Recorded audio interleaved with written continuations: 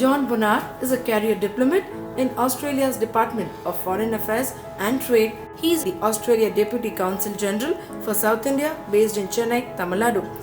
Jon was first secretary at the Australian High Commission in Islamabad, Pakistan between 2008 and 2011, prior to which he worked on the Pakistan desk in DFAT's South and West Asia Division. He has also worked on Exchange in South Asia Division of the Canadian Department of Foreign Affairs and International Trade between 2005 and 2007. Jon is a graduate with honours in political science from the Australian National University in Canberra. Let's welcome Mr. Jon Bonnar.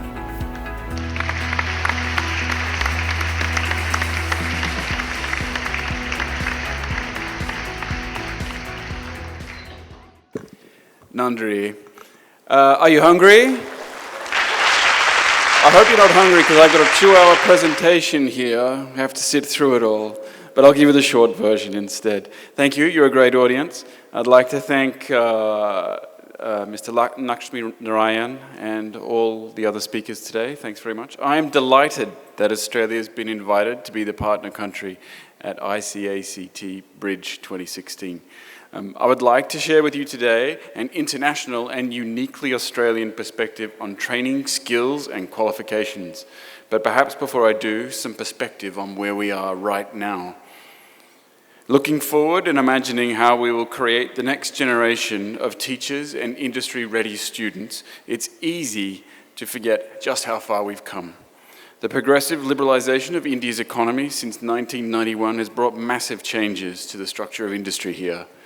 Since then, Indian workforce has increased by a third to almost 500 million, and the structure of employment has changed. Fewer employed in agriculture and many more in the services sector. For example, South India has been at the forefront of the ICT revolution, which has created entire new industries, epitomised by the global reach of companies like Cognizant. And in manufacturing, the entry of foreign players like Ford, Toyota and Hyundai have encouraged domestic producers to do even better to compete on the world stage. Both Mahindra and Tata now export to Australia, helping to boost a two-way trade relationship. And inevitably, the structure of industry and employment in India will continue to change as it has done since 1991. This will bring new challenges for workers, employers and government alike. To meet these challenges, Prime Minister Modi last year launched his Skilled India, Successful India initiative, which aims to provide skills to 500 million people by 2022. And this will include recognition of prior learning, under which 100,000 young people will be assessed and certified for the skills they already possess. The importance of providing skills for both new entrants to the job market and those retraining cannot be understated, including for those here in Tamil Nadu.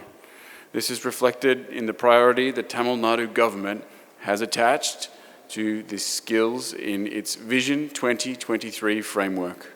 One of the aims of this vision is to provide basic skills to approximately 10 million people by 2023. And so this is the right time to talk about forging partnerships in the area of skills development. Now, I wouldn't be doing my job if I didn't recommend Australia to you as an excellent partner for India's skill development ambitions. Australia has world-class vocational education system, or VET, which focuses on giving young people industry-relevant training to get jobs.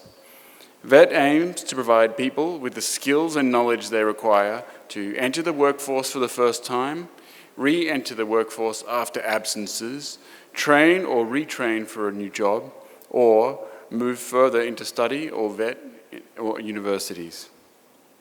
VET is an enabler which helps students to gain qualifications for all types of employment and specific skills to help them in the workplace.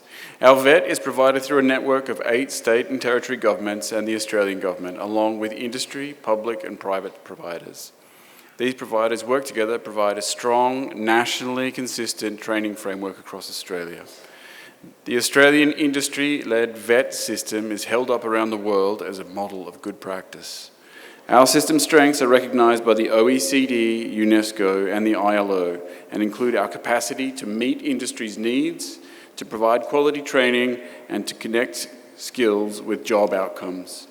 A 2012 survey found that around 78% of students who completed their VET course in Australia were employed approximately 6 months after graduating. So at the core of Australia's VET system is the Australian Qualifications Framework, known as the AQF. This is our national policy for regulating qualifications in education and training. In Australia, education and training is a shared responsibility between federal, state and territory governments. The AQF incorporates the qualifications from each education and training sector into a single comprehensive national framework. The AQF was first introduced in 1995 and to underpin the national system of qualifications in Australia, encompassing higher education, vocational education, training and schools. Ultimately, students, graduates and employers, both in Australia and internationally, benefit from the quality qualifications that are built on the requirements of the AQF. Australian technology institutes and service providers are active in over 50 countries around the world, using the experience and know-how from the Australian system to help change employees, businesses and whole economies through training and skills development. Australia's VET sector is well placed to work directly with government or key change agencies to share our international best practice with you. I would like to...